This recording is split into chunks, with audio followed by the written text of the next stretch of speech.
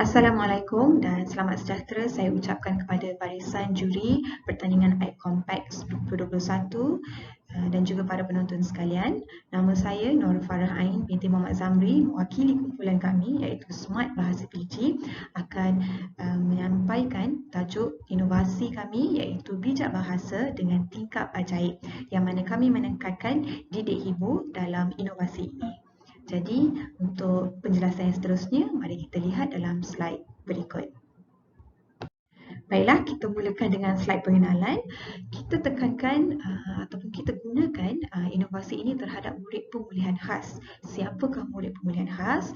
Okay, mereka adalah murid yang menghadapi kesukaran dalam penguasaan kemahiran asas 3M, iaitu membaca, menulis dan juga mengira disebabkan oleh faktor persekitaran, bukan faktor kognitif.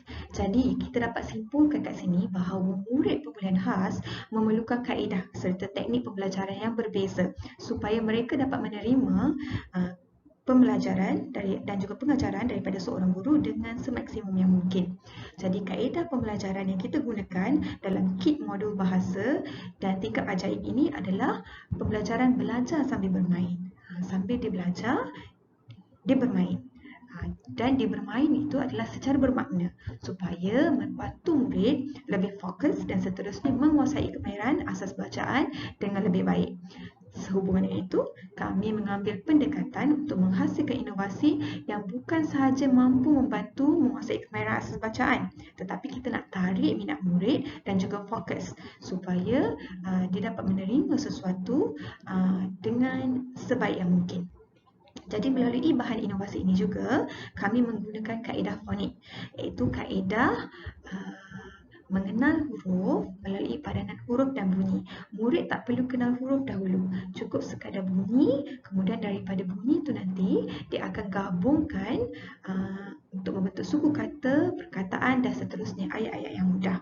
Jadi murid tidak diperkenalkan dengan huruf dahulu tetapi diperkenalkan dengan lambang huruf dan juga dapat dikaitkan dengan bunyi. Seterusnya kita pergi pula kepada objektif.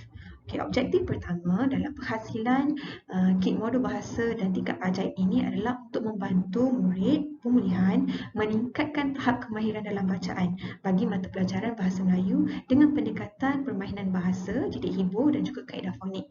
Kita nak pastikan murid dapat menguasai 32 kemahiran asas dalam pemulihan khas dengan baik, daripada huruf kecil sehinggalah ke bacaan ayat-ayat mudah dan juga pemahaman terhadap petikan mudah. Kemudian, kedua, kita hendak meningkatkan tahap keyakinan dalam diri murid dan bersikap lebih positif dalam pembelajaran. Seperti yang saya maklumkan tadi bahawa murid pemulihan ini bukanlah masalahnya bukan daripada segi kognitif tapi daripada segi persekitaran. Jadi, kita sebagai guru, kita nak bantu untuk tingkatkan tahap keyakinan dalam diri. Melalui keyakinan tu nanti mereka akan rasa lebih bersemangat untuk mengikuti sesi PDP yang kita jalankan di dalam kelas. Ketiga, kita nak mengembangkan minat untuk mengikuti sesi pembelajaran yang dijalankan di dalam kelas. Pertama, untuk belajar sebenarnya bagi murid pemulihan ini dia perlu ada minat. Bila adanya minat, daripada minat tu nanti akan berkembang sehinggalah ke satu tahap mereka sendiri nak belajar di dalam kelas.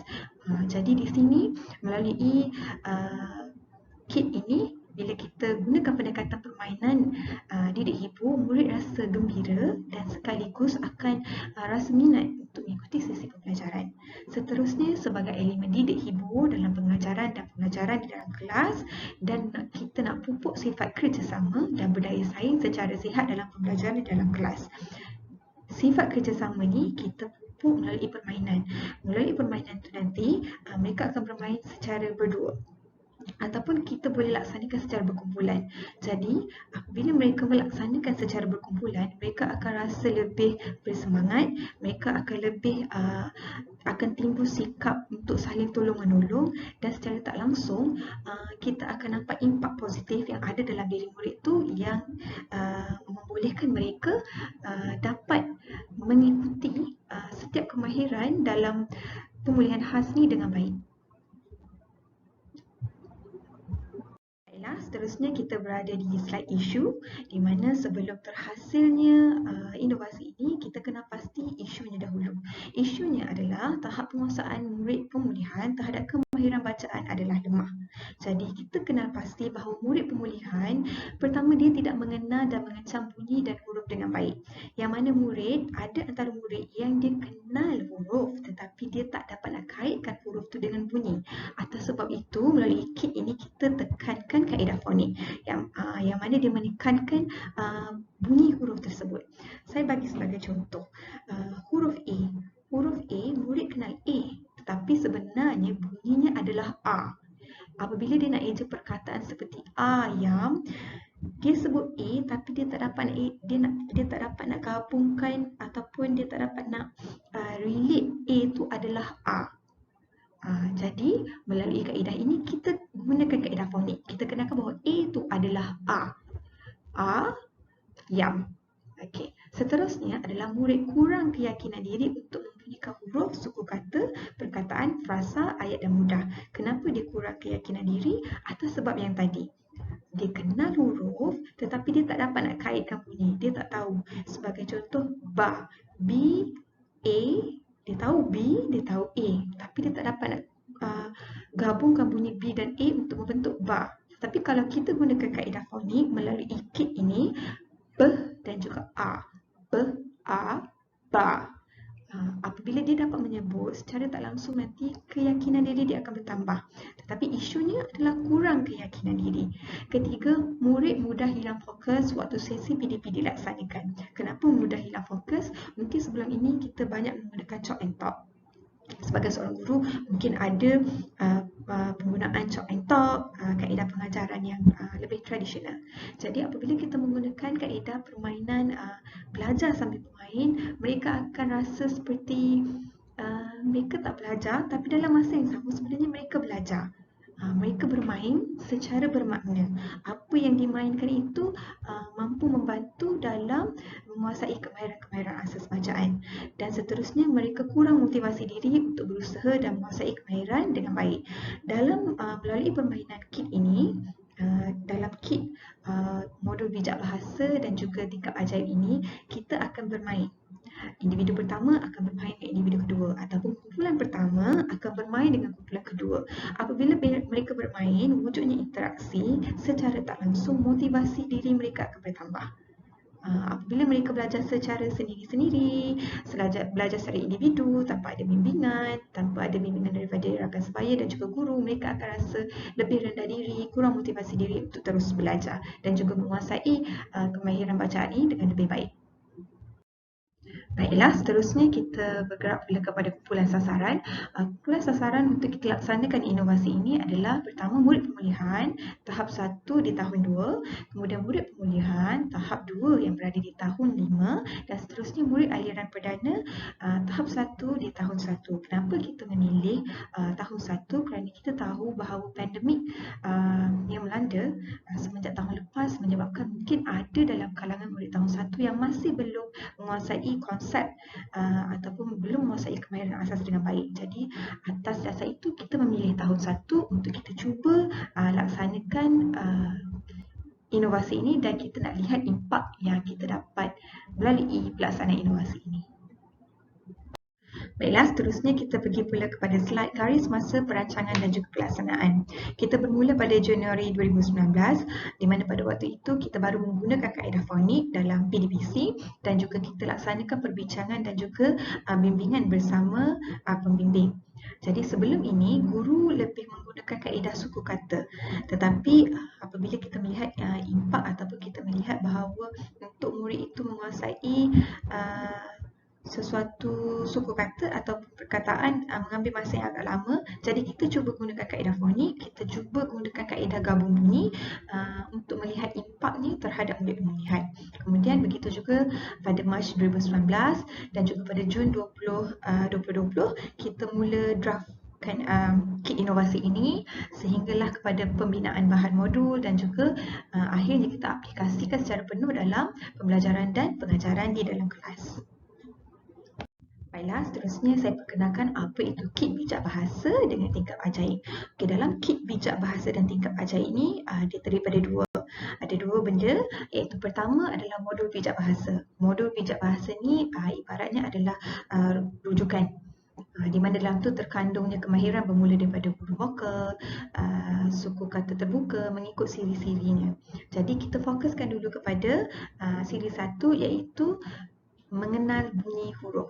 Jadi di dalamnya, yang pertama, kalau tuan dan puan boleh tengok dalam contoh set soalan bijak bahasa, kita tekankan satu huruf melalui 4 pengulangan, di mana murid itu akan menyebut 4 kali huruf yang sama dalam satu modul.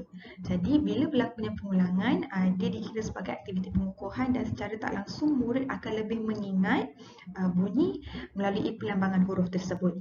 Kemudian kita juga ada kit tingkap ajaib, di mana kit tingkap ajaib ini akan digunakan oleh individu pertama dan kedua untuk bermain nanti. Jadi nanti dalam video yang seterusnya, tuan dan puan akan dapat lihat dengan lebih jelas bagaimana cara menggunakan kit bijak bahasa dengan tingkap ajaib ini. Baiklah, ini adalah proses untuk kita hasilkan modul bijak bahasa, di mana bermulanya dengan perbincangan bersama pembimbing dan juga rakan-rakan yang lain. Macam mana kita bersama-sama mencari idea untuk menghasilkan modul bijak bahasa yang terbaik yang dapat digunakan oleh murid-murid pemulihan. Seterusnya dapat dilihat di sini. Ini juga adalah proses untuk menghasilkan kit modul bahasa dengan tingkap ajaib. Kita dapat lihat proses draft bahan inovasinya bermula daripada kita buat tulisan tangan sahaja. Di situ pada waktu ini kita belum laksanakan 4 kali pengulangan. Kita baru gunakan sekali.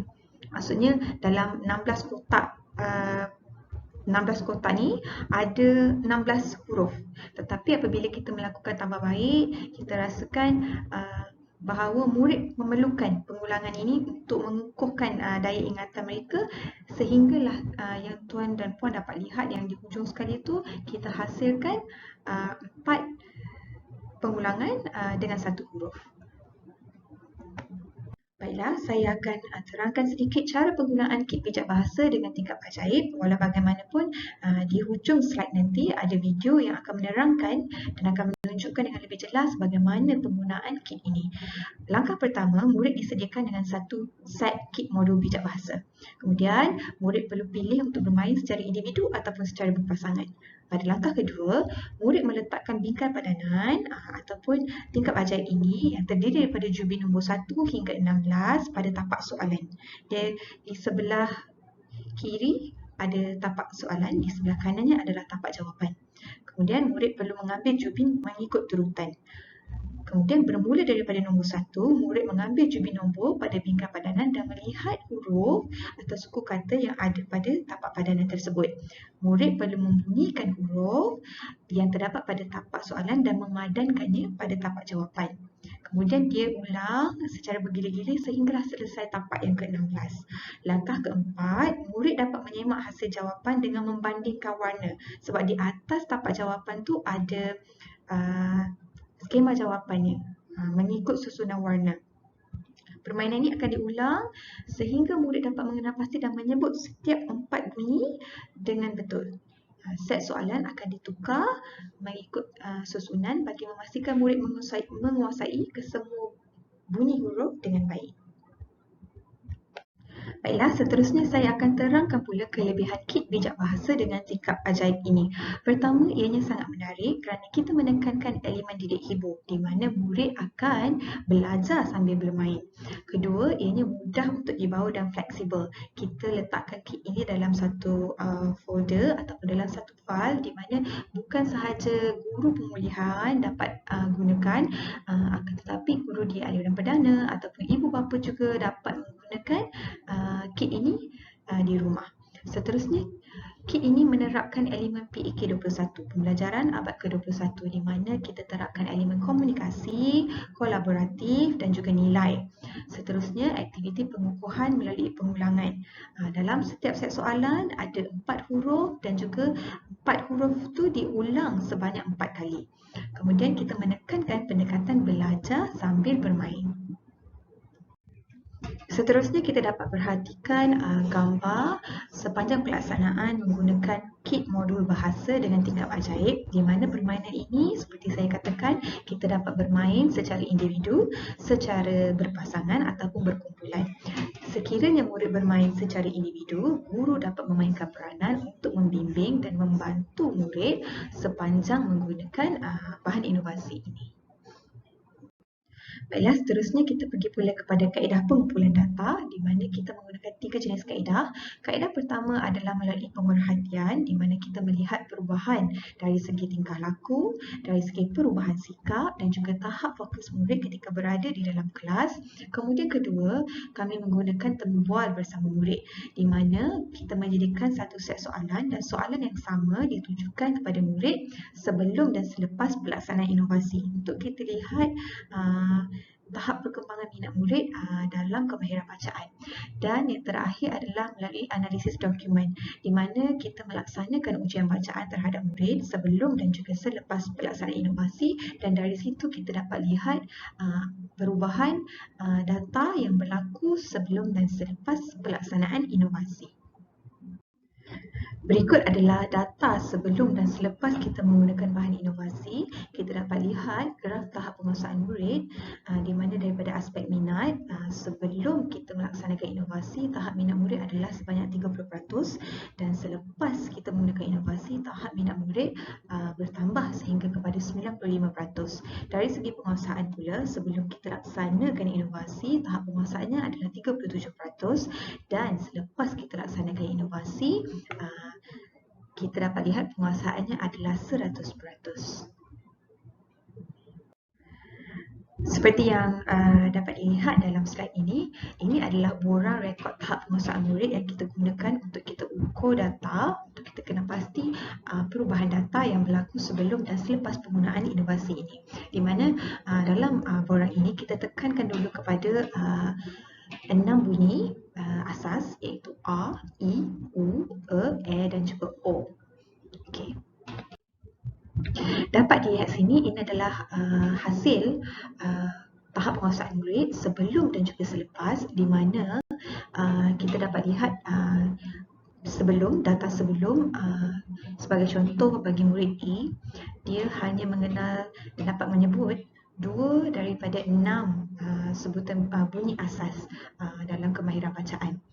Dan selepas bagi murid A, kita dapat lihatkan murid telah berjaya menyebut kesemua ke-6 bunyi dengan baik. Begitu juga murid B sehinggalah F. Seterusnya saya akan tunjukkan ini adalah analisis tahap penguasaan murid di mana berlakunya peningkatan bagi ke-6 murid. Murid A daripada 2 sehingga 6, daripada 33% meningkat sehingga ke 100%. Murid B juga sama, 33.3% meningkat hingga ke 100%.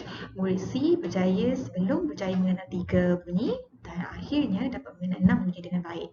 Kemudian murid D hanya mengenal 1 bunyi, 16.6% hinggalah dia mengenal ke-6 bunyi dengan baik, juga mencapai 100%.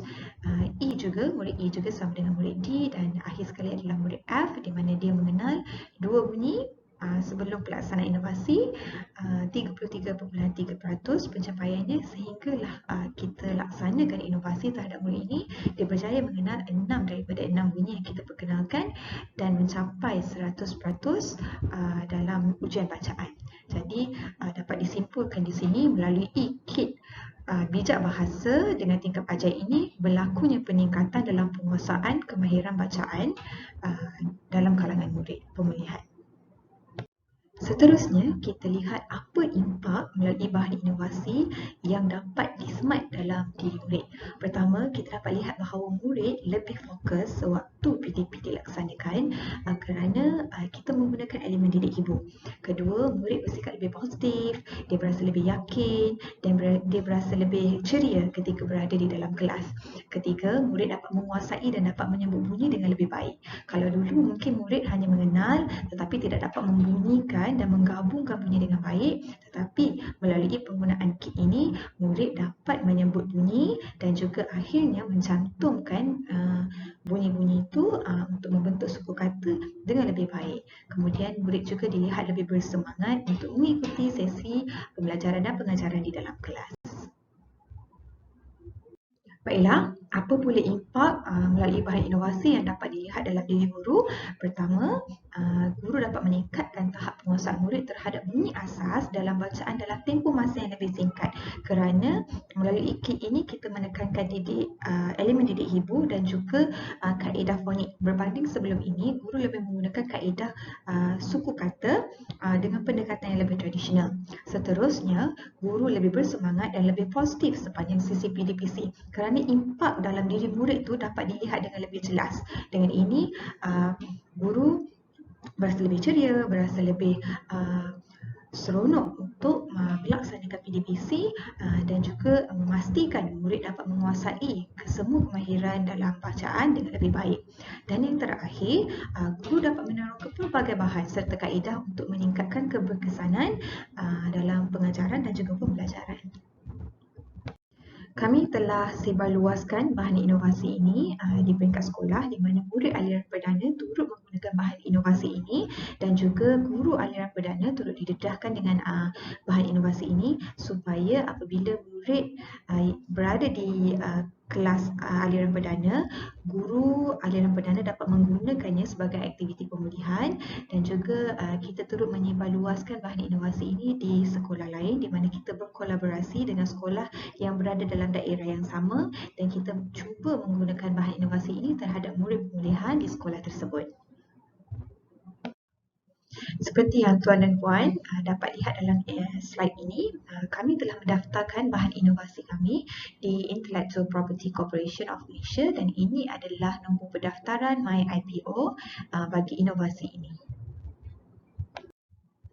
Untuk pengetahuan tuan-tuan dan puan, kit bijak bahasa dengan tingkap ajaib ini telah memenangi tempat kedua naib johan bagi kategori sekolah rendah dalam pertandingan inovasi Daerah Pasir Gudang 2021 anjuran Pejabat Pendidikan Daerah Pasir Gudang. Bagi slide multimedia ini, kami telah menyediakan 2 QR code untuk tuan dan puan lihat dengan lebih jelas dan juga dengan lebih teliti bagaimana proses dan juga pelaksanaan modul ini terhadap murid di dalam kelas.